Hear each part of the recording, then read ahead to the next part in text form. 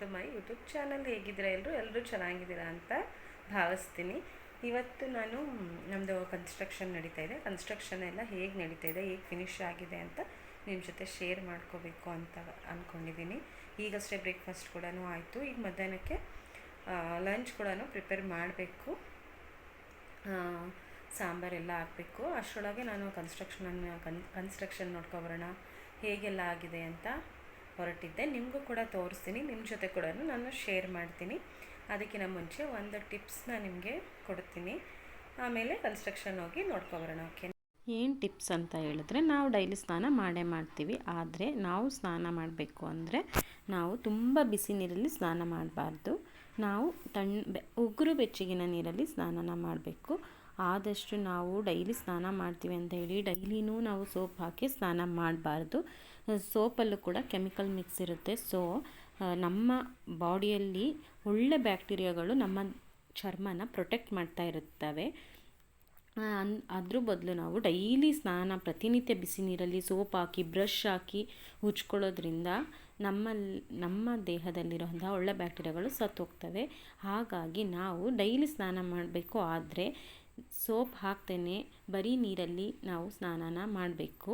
ಆ ಥರ ಮಾಡೋದ್ರಿಂದ ನಮ್ಮಲ್ಲಿರೋ ಒಳ್ಳೆ ಬ್ಯಾಕ್ಟೀರಿಯಾ ನಮ್ಮ ಸ್ಕಿನ್ನ ಪ್ರೊಟೆಕ್ಟ್ ಮಾಡ್ತವೆ, ನಮ್ಮ ಚರ್ಮದ ಕಾಂತಿ ಹೊಳೆಯುತ್ತೆ. ಏನಾದರೂ ನಾವು ಡೈಲಿ ಸೋಪನ್ನು ಹಾಕಿ ತುಂಬ ತಿಕ್ಕೊಳ್ಳೋದು ಉಜ್ಕೊಳ್ಳೋದು ಎಲ್ಲ ಮಾಡ್ತಾಯಿದ್ರೆ ಡ್ರೈ ಸ್ಕಿನ್ ಆಗುತ್ತೆ. ಸ್ಕಿನ್ನಲ್ಲಿ ಒಳ್ಳೆ ಬ್ಯಾಕ್ಟೀರಿಯಾಗಳಿರುತ್ತಂತೆ. ನಾವೇನಾದರೂ ಡೈಲಿ ಸೋಪನ್ನು ಹಾಕಿ ನಾವು ವಾಶ್ ಮಾಡೋದ್ರಿಂದ ಅದು ಬ್ಯಾಕ್ಟೀರಿಯಾಗಳು ಸತ್ತು ಹೋದಾಗ ನಮ್ಮ ಸ್ಕಿನ್ನಲ್ಲಿರೋಂಥ ಮಾಯ್ಶ್ಚರೈಸರ್ ಹಾಳಾಗುತ್ತೆ, ಡ್ರೈ ಸ್ಕಿನ್ ಆಗುತ್ತೆ, ಮತ್ತು ತುರಿಕೆಗಳು ಆ ಥರ ಎಲ್ಲ ಬರೋ ಚಾನ್ಸಸ್ ಇರುತ್ತೆ. ಆದಷ್ಟು ಡೈಲಿ ಸ್ನಾನ ಮಾಡಿ, ಆದರೆ ಸೋಪನ್ನು ಉಪಯೋಗಿಸ್ತೇನೆ ಸ್ನಾನ ಮಾಡಿ. ಆದಷ್ಟು ಬಿಸಿ ನೀರನ್ನು ಅವಾಯ್ಡ್ ಮಾಡಿ ಉಗುರು ಬೆಚ್ಚಗಿನ ನೀರಲ್ಲಿ ಸ್ನಾನ ಮಾಡೋದನ್ನು ಅಭ್ಯಾಸ ಮಾಡ್ಕೊಳ್ಳಿ. ಅದು ದೇಹಕ್ಕೂ ಒಳ್ಳೆಯದು ಅಂತ ಹೇಳ್ತಾ ಇದ್ದೀನಿ. ಇನ್ನು ಮತ್ತೆ ಏನು ಅಂತ ಅಂದರೆ, ಹಿಂದಿನ ಕಾಲದಲ್ಲೆಲ್ಲ ಡೈಲಿ ಸ್ನಾನ ಮಾಡ್ತಾನೇ ಇರಲಿಲ್ಲ. ಅವರು ವಾರಕ್ಕೆ 3 ದಿನ ಸ್ನಾನ ಮಾಡೋರು. ಆ ಥರ ಸ್ನಾನ ಮಾಡೋದ್ರಿಂದ ಅವರು ತುಂಬ ಆ್ಯಕ್ಟಿವ್ ಆಗಿದ್ದರು. ಅವರ ಚರ್ಮ ಕೂಡ ಚೆನ್ನಾಗಿತ್ತು, ತುಂಬ ವರ್ಷಗಳ ಕಾಲ ಬದುಕಿದ್ರು. ಈಗೆಲ್ಲ ಸೋಪು, ಶಾಂಪು, ಫೇಸ್ ವಾಶ್ ಅದೆಲ್ಲ ಬಂದುಬಿಟ್ಟಿದೆ. ಆದಷ್ಟು ಅದೆಲ್ಲ ಅವಾಯ್ಡ್ ಮಾಡಿ ನ್ಯಾಚುರಲ್ಲಾಗಿ ಸ್ನಾನ ಮಾಡೋದನ್ನು ಅಭ್ಯಾಸ ಮಾಡ್ಕೊಳ್ಳೋಣ ಅಂತ ಹೇಳ್ತಾ ಇದ್ದೀನಿ. ನಾನು ಡೈಲಿ ಸ್ನಾನ ಮಾಡ್ತೀನಿ, ಆದರೆ ಸೋಪನ್ನು ಆದಷ್ಟು ಅವಾಯ್ಡ್ ಮಾಡ್ತೀನಿ.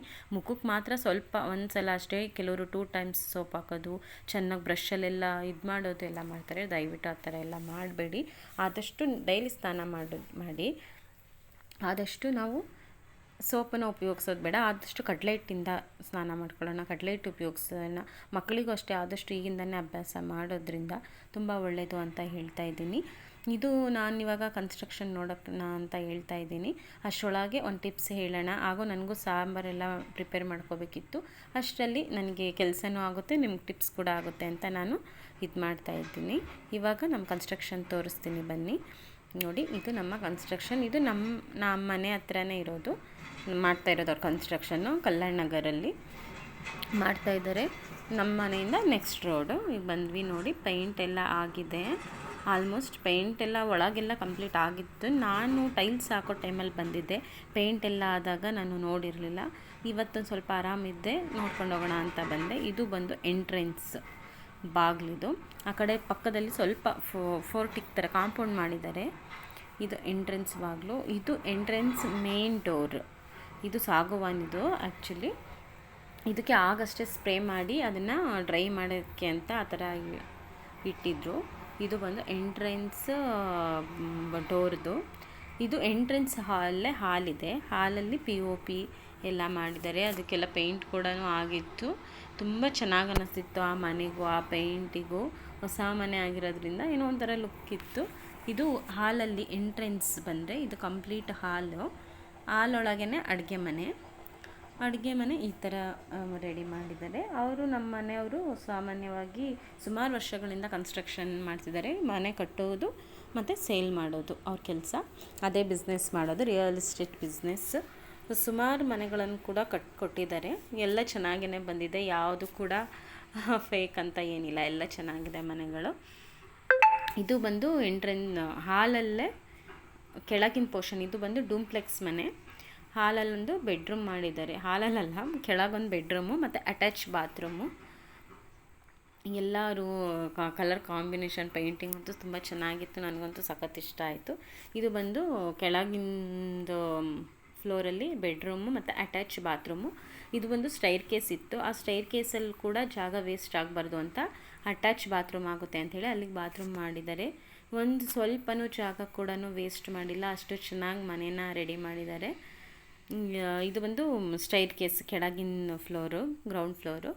ನೆಕ್ಸ್ಟ್ ಈಗ ಸೆಕೆಂಡ್ ಫ್ಲೋರ್ಗೆ ಹೋಗ್ತಾ ಇದ್ದೀವಿ. ಇದು ಮೇಲೆ ಹತ್ತುವಾಗ ಕತ್ತಲೆ ಆಗಬಾರ್ದು ಅಂತ ಅಲ್ಲಿಗೂ ಕೂಡ ಒಂದು ವಿಂಡೋನ ಹಾಕ್ಸಿದ್ದಾರೆ.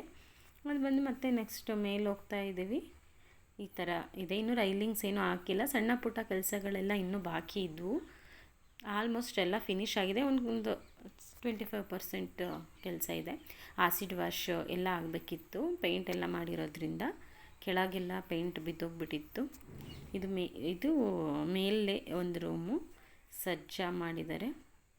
ಇದಕ್ಕೂ ಕೂಡ ಟೋಟಲ್ ಡೂಪ್ಲೆಕ್ಸ್ ಮನೆಗೆ 3 ಬೆಡ್ರೂಮ್ ಬಂದಿದೆ. ಕೆಳಗೆ ಒಂದು, ಮೇಲೆರಡು.